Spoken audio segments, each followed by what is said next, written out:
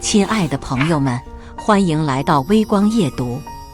我为公司签下一个3000万的订单，没曾想转头老板就将我辞退了。我怒了，既然他不仁，就不要怪我不义。我拨打了几个电话后，整个公司瞬间炸开了锅。接下来开始我们本期故事，记得点击订阅并开启小铃铛。小天，恭喜啊！签下这么大的单子，提成都得几十万。是啊，小天，记得请吃饭啊！快看看车，买一辆犒劳一下自己。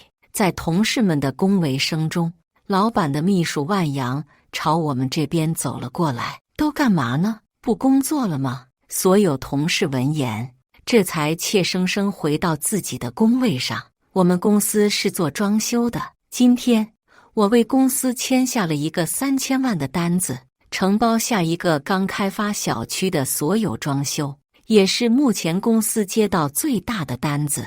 在这之前，最多也只是100万级别的，我一人独揽7单，所以我是整个公司名副其实的销冠。万阳朝我走来，看向我，他漂亮的脸蛋却显得有些冰凉。李小天，老板让你去办公室一趟，有事跟你商量。我原本以为是因为我签下这么大的单子，老板要给我额外的奖励，但见到万阳这副模样，我心里总感觉有些不对劲，但还是起身朝老板的办公室走去。来到老板的办公室，他叫刘伟，是一个大肚便便的中年男。见到我前来，刘伟抬起头看了我一眼后，示意我坐下，随即他也坐到我对面的沙发上。出于礼貌，我先开口：老板，你找我有事？没想到刘伟直截了当地说道：小天呐，谢谢你替我们公司签下这么大的单子。我刚准备说话，他已经从兜里掏出一张银行卡，继续对我说道：你看看，你的能力确实很突出，我们公司的确有点太小了，不适合你发展。这里面有2万多块，是你这个月的工资，你拿上另谋高就去了。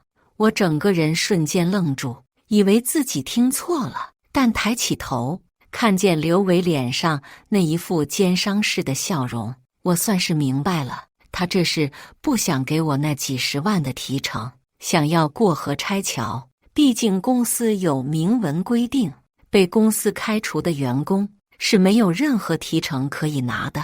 就算我去告他，随便给我安上一个调戏女员工、泄露公司机密啥的罪名，我也无济于事。我冷冷地看着他：老板，你这样做是不是太不厚道了？刘伟双手一摊，整个人靠在沙发上，摆出一副你能奈我何的模样。小天，你不能怪我，毕竟我也得为公司的利益考虑不是？虽然你谈成了这么大的生意，但如果我们吃不下来，违约金也是很吓人的。行了，赶紧拿着钱走吧，我还多给你几千块呢，就当是给你的补偿了吧。我愤怒地站起身。你，刘伟立马说道：年轻人，不要太气盛，在我没有后悔之前，赶紧拿钱走人，否则我可以让你连着2万块都拿不到。好家伙，看着他这副死猪不怕开水烫的模样，我总算是看出了他的本来面目。好样的，老板，希望你不要后悔。说完，我便转身离开，也没拿他的银行卡。我刚走到门口，刘伟叫住了我：还有，钱不要可以，出去可千万不要乱说话。如果我听见什么对我和公司不利的流言，当心我告你诽谤。我没有答话，径直走出了他的办公室。这时，其他同事见秘书和老板都不在，又围了上来：小天，怎么样？老板给你什么奖励了？是不是准备送你一台车？3000万的单子，提车都够你买一套房了吧？老板出的首付。我没有答话，所有人见我阴沉着脸，也都不明白怎么回事，声音逐渐小了下去，回去了自己的工位。我没有回工位，直接离开了公司。来到公司外面，我转身看着个毫无人性的公司，我笑了。裁了我是吧？过河拆桥是吧？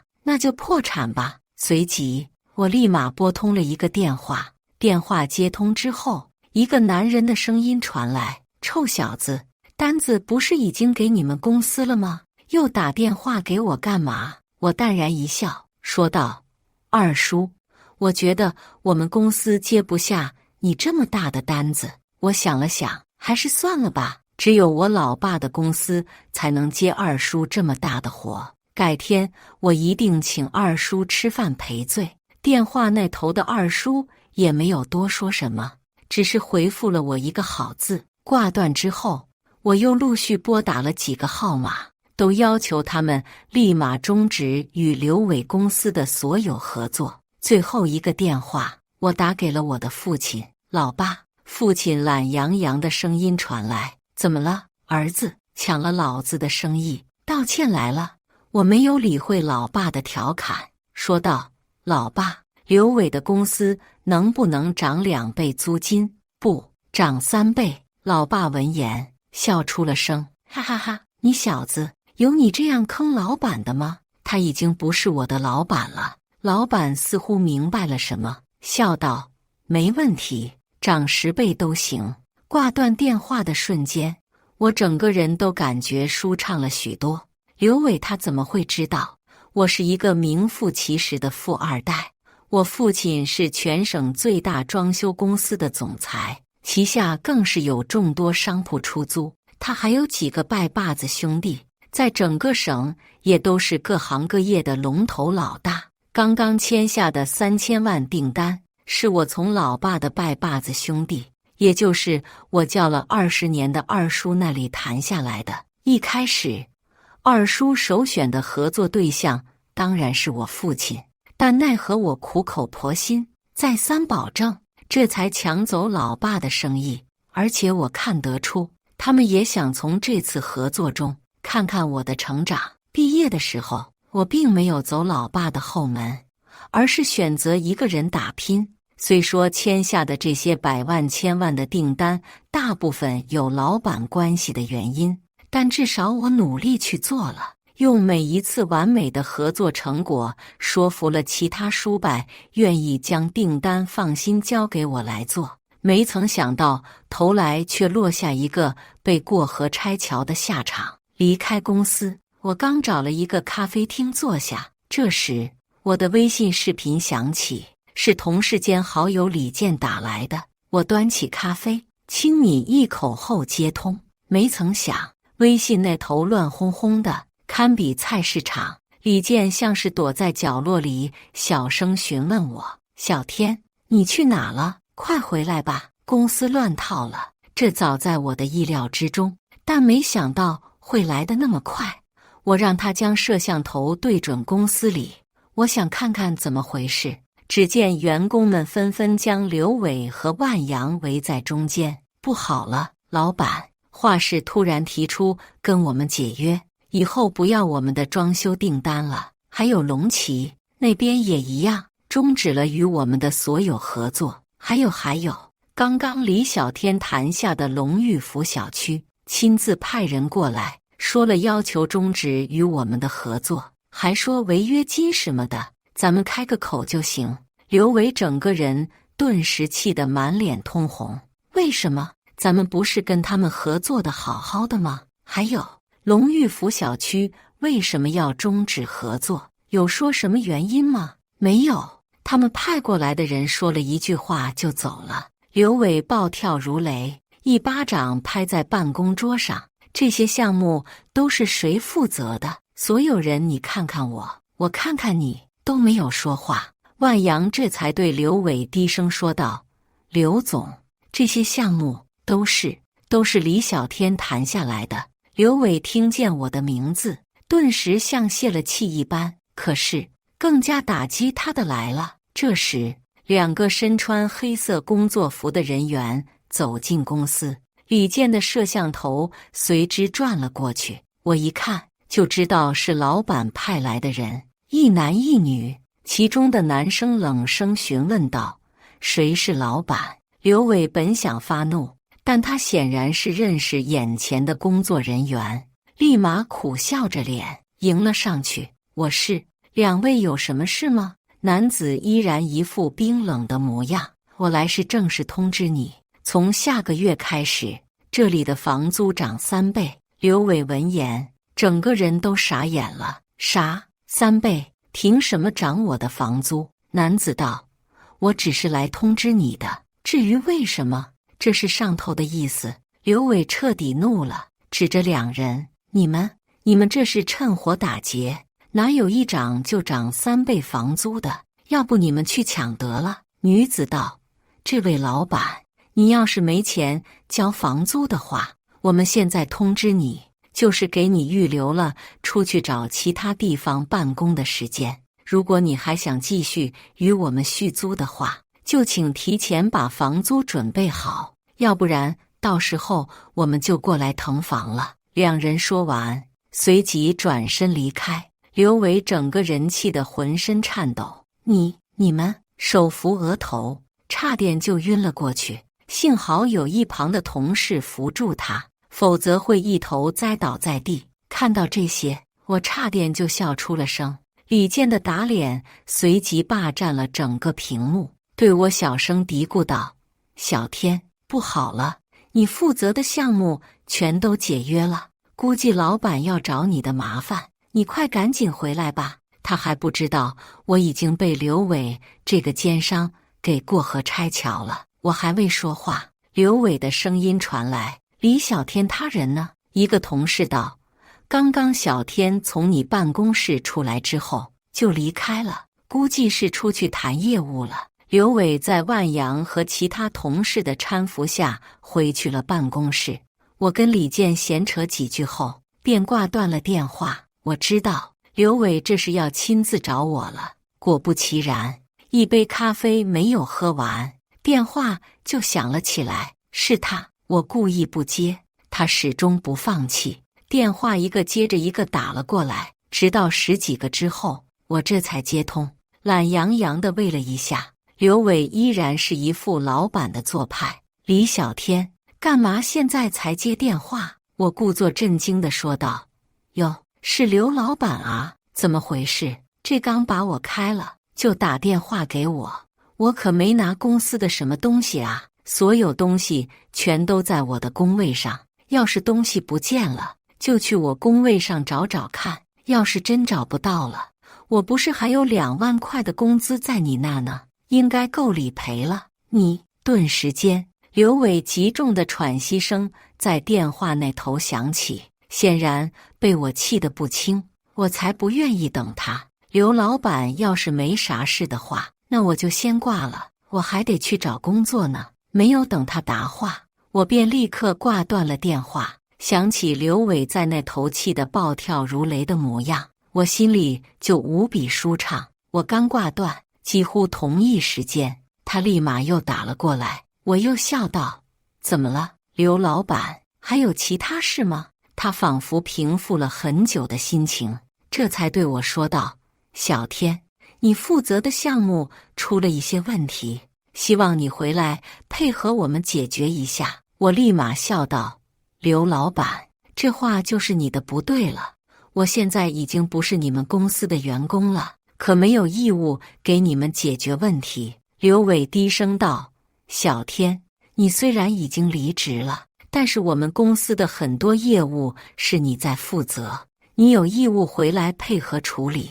如果你不配合的话，我保证你在这个行业绝对待不下去。我笑了，这刘伟死到临头居然还如此嘴硬，我倒是想看看刘总如何让我在这个行业待不下去。行了，刘总，我还有事，再见。小天，等等！见我要挂断电话，刘伟彻底慌了，再也没有刚刚逼人的气势。小天，这样，你回来配合我们先把业务搞好，你放心，你的提成我1分不会少给你。说实话，那几10万的提成虽然是我应得的，但现在相比提成，我更想看看这个抛弃我的公司没了我到底会如何？对不起，刘总，从我走出你公司的那一刻，我就没有回去的打算。对了，刘总，听说你的房租涨了，你要好好努力啊，要不然下个月可交不起房租了。刘伟闻言，声音再次阴冷下来：“你是怎么知道的？谁告诉你的？”到现在他还不知道，这一切的始作俑者就是我。你不管是谁告诉我的，我只想告诉你，这都是报应。你也没想到会有这么一天吧？李小天，刘伟震怒：“你不要太过分了，过分！”我再一次被他的话给气笑了。刘总，谈到过分，我给公司签下3000万的订单，你为了不给我发提成，将我辞退。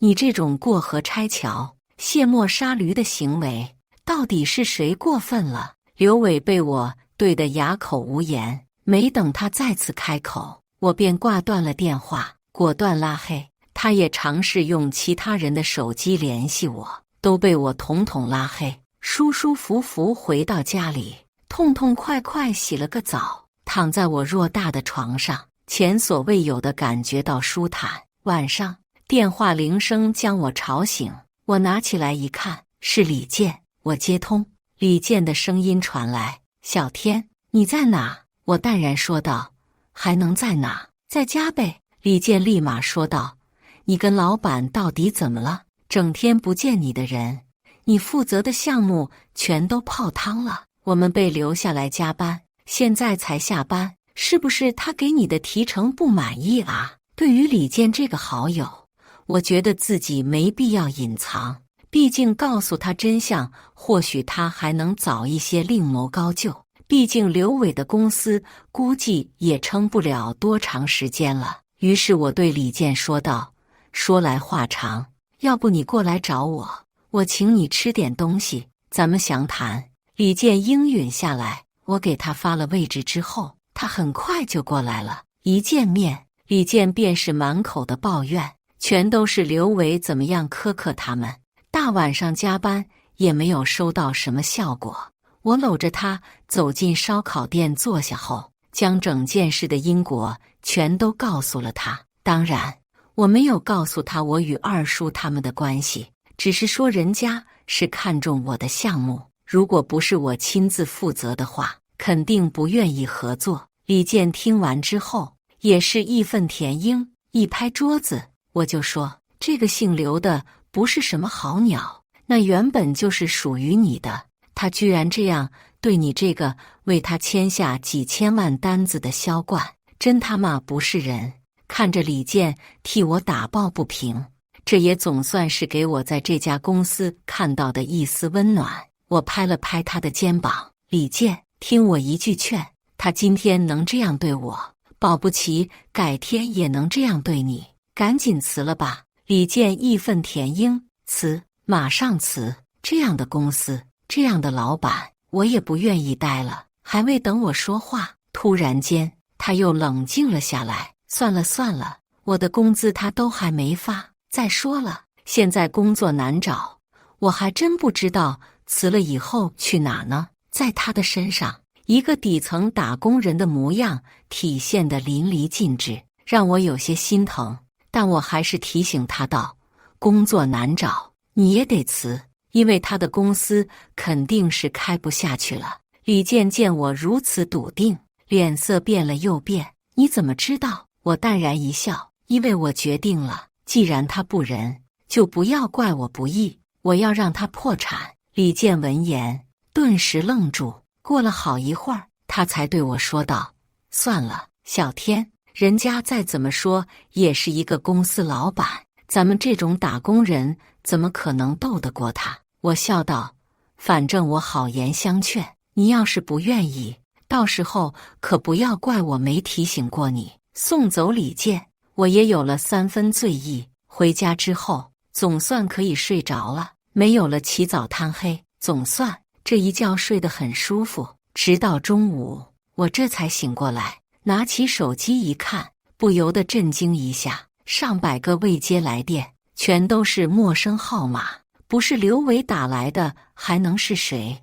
短信也有很多条，也都是他发的。李小天，我劝你赶紧来公司，否则我立马起诉你。算了，小天，算我求你了行吗？来公司一趟，赶紧配合咱们把问题解决了。李小天，你是死了吗？赶紧接电话啊！有威胁我的，也有向我服软的，我直接懒得理会，起身美美的洗了一个澡。可是当我裹着浴袍从卫生间里出来的时候，门铃突然间响起。我来到门边，往猫眼里看去，顿时让我愣了一下。怎么会是他？老板的秘书万阳，他是怎么知道我家住在这里的？但既然他已经来了，我不见他的话，估计他也不会善罢甘休的。毕竟他可是老板的贴身秘书，跟老板又说不清道不明的关系。这次公司出了这么大的事，他肯定是老板派过来说服我的。我打开大门，万阳看了我一眼后，随即朝我身后看去，整个人都傻愣愣的。显然他也没想到，这个他眼中的普通打工人会住得起这么豪华的地方。我平淡地对他说道：“你来我家干嘛？你是怎么知道我住在这里的？”万阳的表情恢复了以往的高冷，看向我：“李小天，刘总联系你，你怎么不回复他？”我淡然一笑：“我已经不是你们公司的员工了。我当然有权利拒绝你们刘总的任何要求。你还没回答我的问题呢。”万阳估计也觉得他们理亏，表情温和了许多。你刚入职的时候填了地址，我这才找过来的。我这次过来是刘总让我请你回去，配合咱们处理一些业务上的后续问题。就算是离职员工，也有这个义务。如果你不回去的话，我接着他的话笑道：“如果我不回去的话，你们就告我是吧？”万阳先是愣了一下，随即点点头：“我们已经请了很好的律师，李小天，这场官司，你觉得你能打赢吗？”我被气笑了，还真是有什么样的老板，就有什么样的秘书。行吧，那你们尽管去告吧，没关系，我有的是时间跟你们耗。只不过你们突然没了那么多大客户，还被涨了3倍房租，不知道是谁耗得起。万阳闻言，整个人瞬间愣住，定定地看着我，眼神里满是震惊。我没再理会他，自顾走到沙发上坐下。行了，万大秘书，你日理万机，我就不留你了。毕竟你们还要准备起诉我，是需要时间的，就没必要跟我在这里耗了。回去告诉你们刘总，他想怎么样，我李小天奉陪。万阳气急败坏，像极了刘伟。你见他半天没说出一句话来，我刚准备下逐客令，可是他却转身将我的房门关上，居然让我有一丝紧张。你干嘛？没曾想万阳缓缓朝我走来，站在我身前。李小天，只要你肯帮刘总这一次，你有什么要求，我都答应你。他的语气变得谦逊，哪还有刚刚兴师问罪的模样？平时高高在上的他变得如此，论谁都会有一种征服欲，我也是如此。我笑道：“我的要求很简单，就是你现在立刻马上从我家里离开。”说实话，万阳的身材绝对是万里挑一，特别是那双裹着黑丝的大长腿，是一个男人见了都得浮想联翩。长相也没得说，他皮肤偏黑，但却给人一种视觉冲击，说不出的美感。我也明白他刚刚那句话的意思，但我却没想过要趁火打劫。没曾想我话音刚落，万阳却突然一下子坐在我的身边，抱住了我的手臂，将我的手臂夹在他那对女人的骄傲之间，使得我不敢动弹分毫。小天，我知道这次是刘总做的不对，也知道你不是这么无情的人。这样，只要你肯回去解决业务上的问题，我见他半天没说出下文，居然把我给弄得有些心痒难耐。你就干嘛？万阳一咬牙，我就陪你一次，不，以后我就做你的女人，行吗？我愣住了，虽然猜到他会说什么，但从他嘴里听见结果之后，我整个人还是不由得傻眼。这刘伟到底是给他灌了多少鸡汤，才会让他如此？还未等我同意，万阳已经朝我缓缓靠近。在我脑袋一片空白的时候，他已经稳住了我，不停探索。说实话，到今天我还依然未经人事。在他猛烈的攻势下，我几乎没有任何反抗，便妥协了，任由他胡来。他也将身上为数不多的衣物扒了一个干净。可是就在他想要进行最后一步的时候，我回过神来了。我虽然不是什么君子，但也不想做小人。再说了，刘伟如此，却需要一个女人来偿还，我当然不会让他如愿。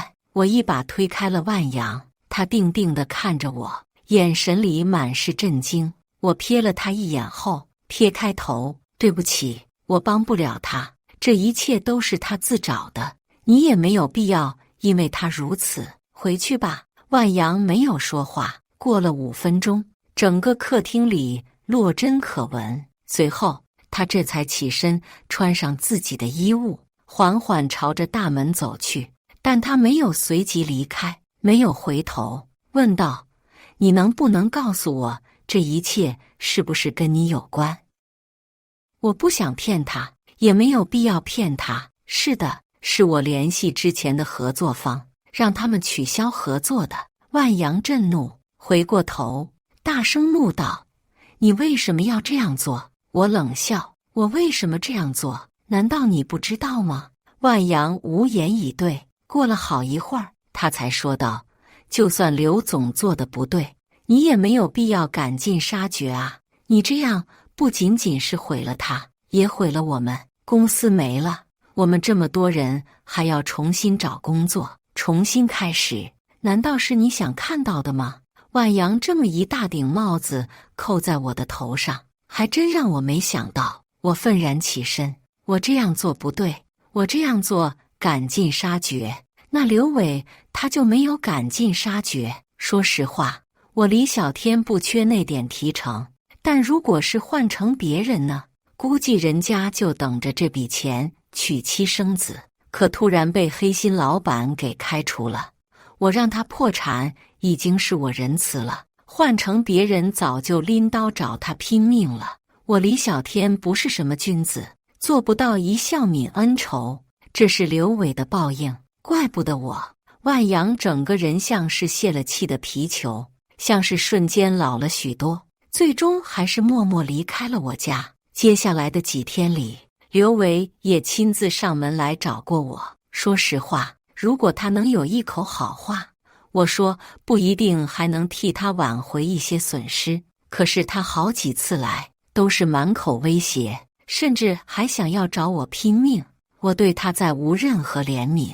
这天，他依然如往常一样，在外面砰砰砸门。我实在是受不了了，打开房门，他猛然间朝我冲来，身后还跟着一群人。我还未反应过来，他一挥手给我打，把这小子给我废掉！妈的，毁掉老子，老子也要拉你当垫背！没有老子，你能住得起这么好的房子？瞬间，无数拳头如雨点般砸在我的身上。可是没多久，有一伙人冲进屋子，都给我住手！敢动我儿子，我看你们是不想活了！我抬起头，是老爸，他来了。他整个身体似乎散发着奥特曼的光芒一般。刘伟的人很快被他带来的人给控制住了。他先看向我，儿子，没事吧？我摇了摇头，站起身，抹了一把嘴角的鲜血。老板看向刘伟，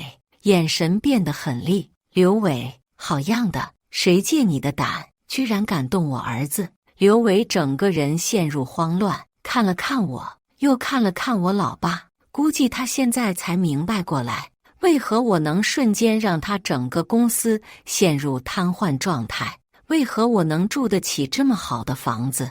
他连滚带爬地爬到我老爸的脚下，李总，对不起，我不知道他是小少爷，是我瞎了狗眼，我错了。啪啪啪，他开始狂扇自己的大嘴巴子，啪啪声响彻整个房间。老爸一脚踢在他的胸口上，顿时间，刘伟肥胖的身体撅成一团，捂住自己的肚子，一脸痛苦，却不敢叫出声。